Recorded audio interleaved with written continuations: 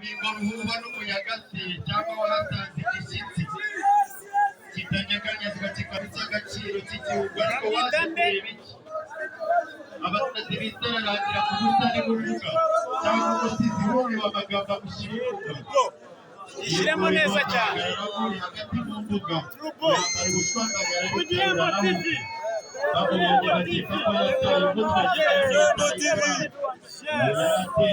Irembo TV hejuru right hand to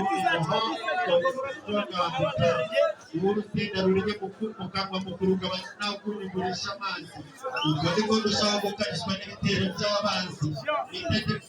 ishibuka y'abanengaga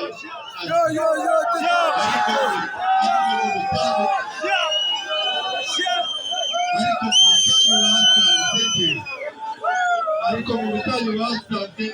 reka ko umusizi yari umusazi sibyo ariko umusazi ufashe kristo iyo ayikokiza amena mu cyico kabisa